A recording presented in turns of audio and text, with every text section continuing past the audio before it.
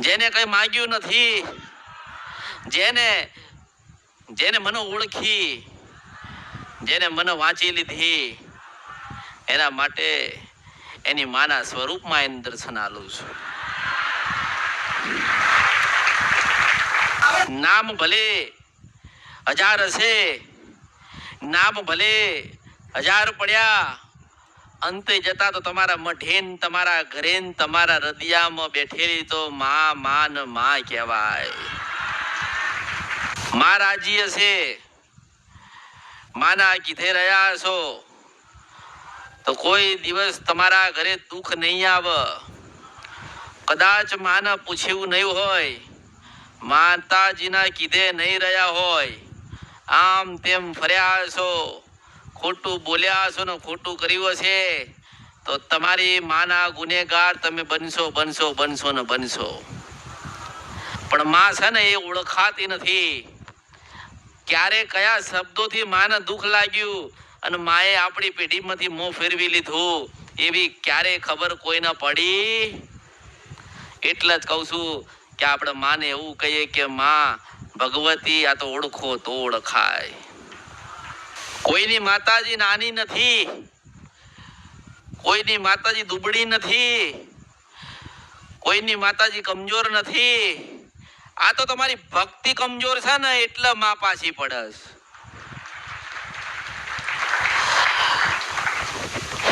તમારા વડીલો ભક્તિ કરતા, ભજન કરતા, માતાજીના નર નિવેદ આલતા, માના માંડવા નાખતા, માના ડાકલા વગાડતા, મઠોમાં બેહીન દિવસ અને રાત ભજન કરતા, ત્યારે ભગવતીઓ બોલવા અને કહેવા આવતી. એમનું તપ હશે, એમની ભક્તિ હશે, એમને કંઈક બલિદાન આપ્યું હશે, ત્યારે તમારી પેઢીઓમાં માતા બેઠી સૌ મેળડીશું. ભણ્યા વગર નોકરી નથી મળતી અને ભક્તિ વગર જોગણી નથી મળતી.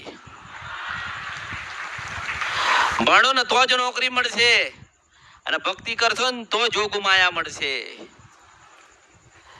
આ તો અલગ અલગ નામ છે. કોકે જોગણી કીધી, કોકે સધી કીધી, કોકે ઝોપડી કીધી, કોકે મેલડી કીધી, કોકે ખોડિયાલ કીધી, કોકે ચાઉણ કીધી.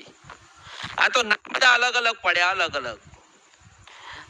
આ તો નામ અલગ અલગ છે, બાકી શક્તિ એકની એક. એને સારું કરવું છે તો કોઈ બી રૂપમાં એને સારું કરી હશે.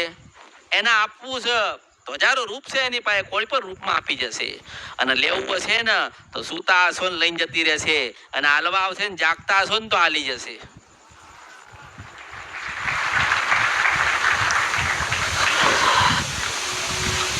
તમારી માન, તમારા વડીલો કઈક માં અને દીકરો વાતો કરતા હશે. તમારા વડીલો નહીં, તમારી જોગમાયા, તમારી ભગવતીએ કઈક બતાવ્યું હશે, કઈક માતાના આશીર્વાદ ને કૃપા આલી હશે. પણ કદાચ એમને સમજણ ના પડ્યું હોય, કાં તો ભક્તિમાં પાછા પડ્યા હોય, કાં તો વારંવાર માંગ કર્યું હોય, કાં તો પછી કુટુંબ કે પેઢી કે ભાઈઓના કીધામાં રહીને માની સરખી સેવા ના કરી ના ક્યાં એટલા દુઃખી થયા. તમારા વડીલો મોટી ગુનો ભૂલ કરીને ગયા છે. કઈ કે તમારી પેઢીમાં માતાઓ મૂકી, તમારી પેઢીમાં દીવા કરાયા, તમારી પેઢીમાં નિવેદ કર્યા, પણ એના નામ ના આપ્યા.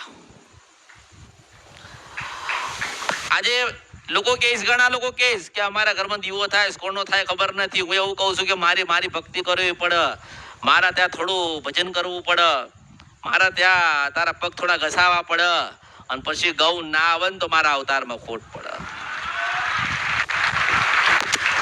તમે એવી આશા લઈને આવો મારી પાસે કે આજ માતાજીને મળવા જઈશું, માતાજી આપણને બતાવો એટલે આપણે ન્યાલ થઈ ગયા, ઘરે બેઠા આપણે સુખી થઈ ગયા. એવું ના હોય, કોઈ દાડો ના હોય. અહીં મારી પાસે સુખ લઈને ગતારિયાને બદલાઈ ગયા ને તો જીવન બદલાઈ જશે એવો સંદેશો આલું છું. અને જેના જીવન બગડી ગયા હતા, કોઈ સુધારવા વાળું નતું ને તારા અમૃતની મેલડી આવી હતી. કોઈ રસ્તો નતો મળતો, ચારે બાજુથી લૂંટાઈ ગયા હતા ને તારે તમારું ગયેલું તમને પાછું આલવા હું જોગમાં અમૃતની મેલડી આવી હતી.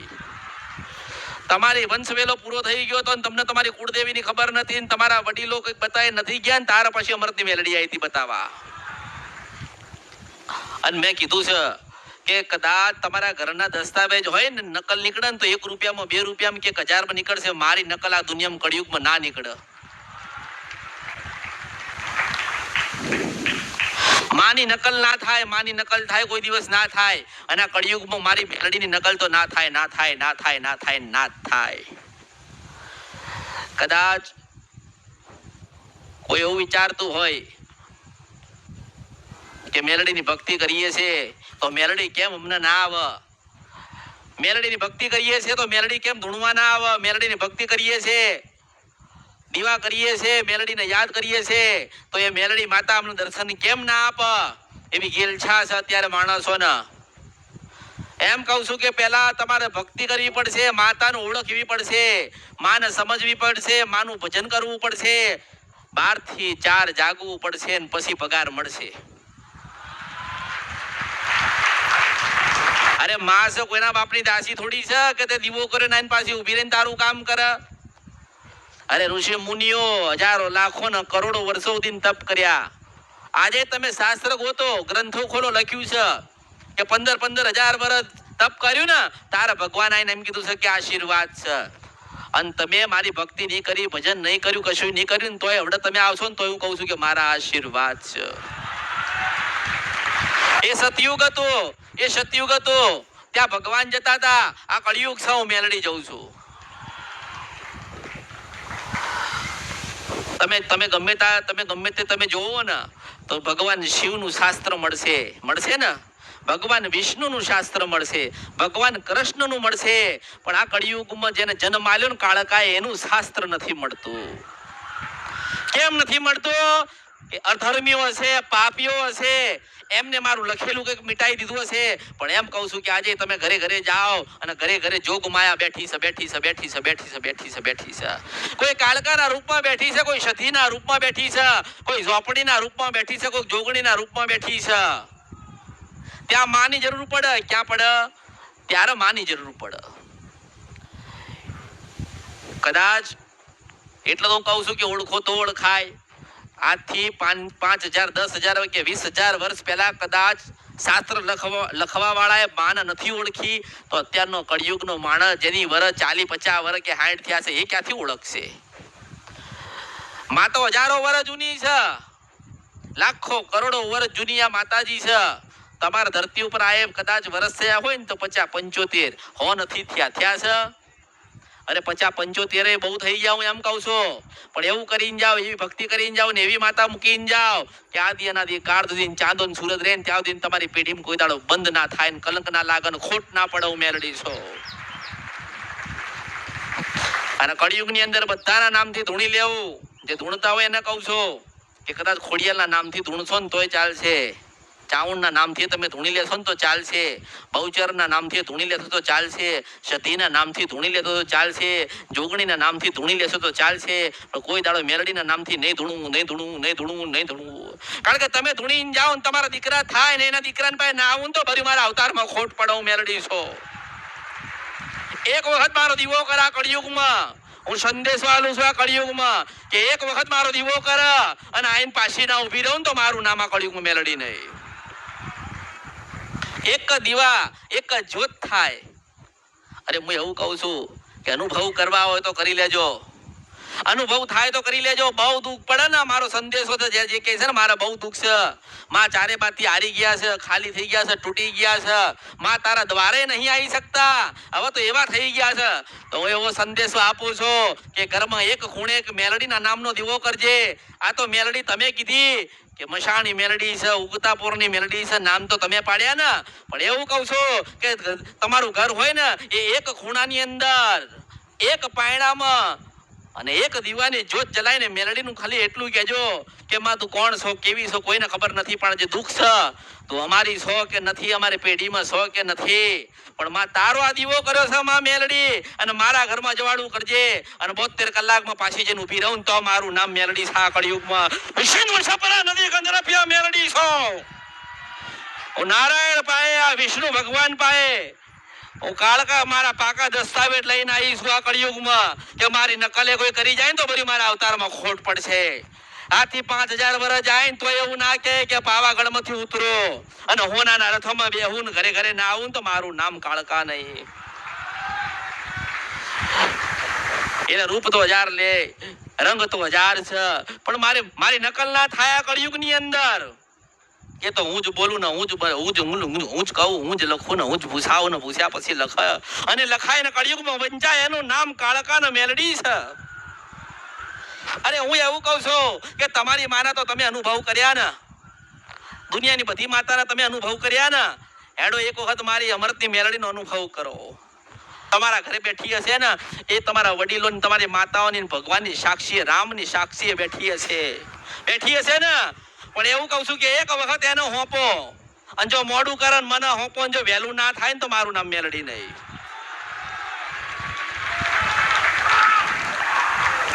આ તો ભક્તિ વધન મને નથી ઓળખવાની જરૂર. તમારી માનો ઓળખાણ પડાવું છું કે તમારી માં છે ને આ દુનિયા છે, કળિયુગ ચાલે છે ને હજુ વધતો જશે. હું એવું કહું છું કે તમારું કોઈ સારું કરવા નહીં આવે, કોઈ તમારો હાથ પકડવા નહીં આવે, કોઈ તમને એમ નહીં કે આજે ખાધું છે કોઈ પૂછવા નહીં આવે. હું એવું કહું છું કે એવી ભક્તિ કરો ને કે ઘરમાં અનાજ ના કૂટે એટલે કોઈના આંગણે જવું ના પડે, તમારા ઘરે લક્ષ્મી કૂટા નહીં એટલે કોઈના પાસે ભીખ ના માંગવી પડે, અને કોઈ દાડો તમારા ઘરે દવાખાનું ના આવે એટલે તમારી કુળદેવીનો હવાર હાથ દીવો કરીને પગે લાગજો મેલડી છો.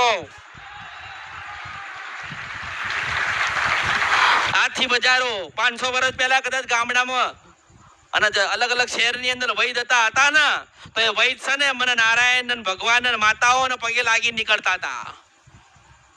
એવું કહેતા કે અમે આ ફલાણાના ઘરે જઈએ છીએ તો માતાજી તમે સારું કરજો, તો તમે સૌથી પહેલા જોજો કે સૌથી પહેલા વૈદ આવે ને માથે હાથ મૂકતો, માથે હાથ નથી મૂકતો, એ આશીર્વાદ આપીને એવું કહે છે કે માં આનું સારું કરજે.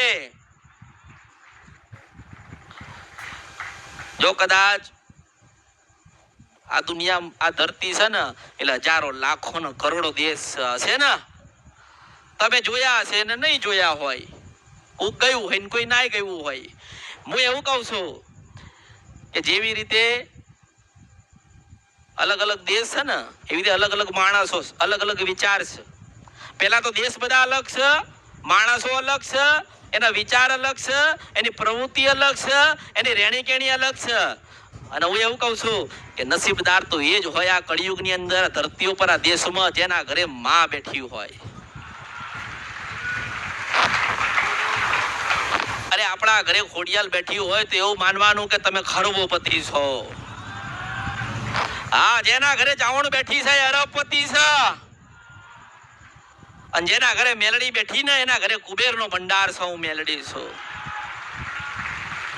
બોલાવવાની જરૂર નથી. આ ઘણા લોકો તમે જોજો, તમે લોકો કહે છે લોકો કે તમારી માતાજી કે તમે મોકલી છે, એટલે કોઈ નથી મોકલતું.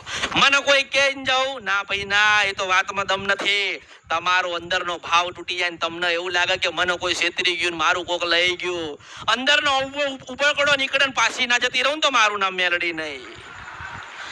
અરે એવું થોડી છે કે તમે મને કામ સોંપો ને હું કરું. અરે એવું સજ નહીં. આ કળિયુગની અંદર હું ઈચ્છા વાળી મેલડી છું, મોજેલી મેલડી છું. મને ફાવે તો આલો, મને ફાવે તો પાછી લઈ જાઉં એ મેલડી છો.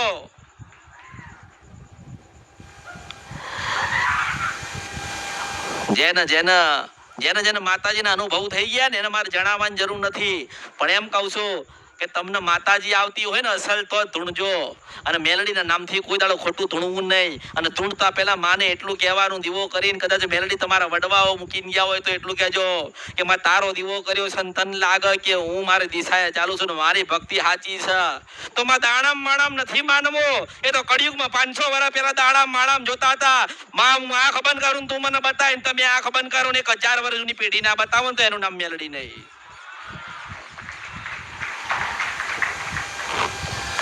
આ માતાજી હોય ને જેના ઘરે માતાજી, એને કોઈ ચિંતા કરવાની જરૂર નથી, પણ ચિંતાઓ હરેલી છે. આ બધી શું હરેલી છે? હા, ચિંતાઓ હરેલી છે. ચિંતા તમારા ઘરે દીકરાનો જન્મ થયો તો મોટો કરશે મારો ભગવાન કરશે, માં કરશે, માએ આલ્યો છે ને તો મોટો કરશે. તને જે નિર્મિત કરી તમને આપ્યું છે ને તમે એને જતન કરો.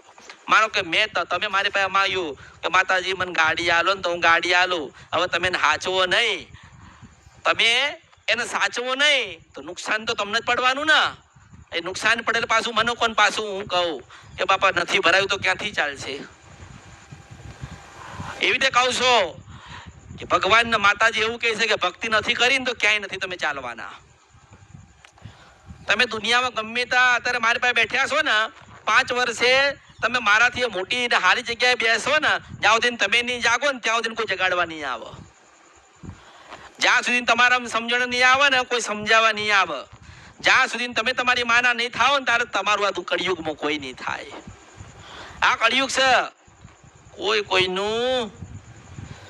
અરે એમ કહું છું કે ભગવાનનું તેડું ક્યારે આવશે ને ક્યારે ઉપડી જશે ને કોઈને ખબર નથી.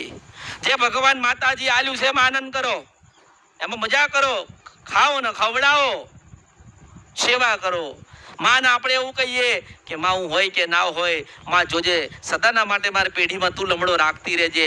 માં અમે તો પાપી છીએ, ગુનેગાર છીએ. માં અમે તો હજારો લાખો ને કરોડો ગુના પાપ કર્યા ને ખોટું બોલ્યા, પણ હે જગત જનની, હે જોગમાયા, હે ઉમાન પાર્વતી, માં અમે મનુષ્યના રૂપમાં છીએ, ધરતી ઉપર આયા છીએ, મૃત્યુ લોકમાં આયા છીએ, તારી ઈચ્છા હશે ને એટલા આયા છીએ. તો હે કળિયુગની માં, હે જગતજનની, હે ભગવતી, હે અસલ પાર્વતી, માં કદાચ આવતા જન્મમાં કદાચ મનુષ્યનો અવતાર લખ્યો હોય ને તો માં ખોડિયાલ તું મળજે.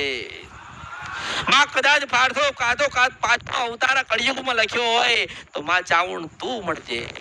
માં કદાચ કળિયુગમાં અમારો કદાચ અવતાર લખ્યો હોય તો માં મેલડી તું મળજે. અને એવું કહું છું કે ભગવાન કદાચ તમારા સારા કર્મોની જગ્યાએ તમને મનુષ્યનો અવતાર આપે અને તમારામાં ચેતના થાય તો સૌથી પહેલા મને અમૃતની મેલડીને માંગજો. જો અમૃતની મેલડી તમારી જોડે હશો તો તમારી હજારો લાખો ને કરોડો ગુના છે ને યાદ કરાઈશ. સમા તો મારો ભગવાન કરે, આ કળિયુગ છે. જો સતયુગની અંદર કર્મ ભોગવવા પડ્યા તો કળિયુગમાં ભોગવવા પડશે ને. પણ એટલું યાદ રાખજો કે હું તમને તમારી ગુનાને ભૂલ ગોતીને આપું ને એટલે તમારે એના માટે નાનું બનવું પડે. તમારે પોતે જેના ગુના થયા હોય, કારણ કે ગુનાગાર તો એક જ હોય, પણ એની સજા આખું ઘર ભોગવતું હોય છે. પણ તમારી અંદર એવી ચેતના પૂરવવી જોઈએ, તમારામાં એવું ભરપૂર જ્ઞાન પૂરવવું જોઈએ અને તમારી અંદર ધીરજ હોવી જોઈએ કે આપણે માનવ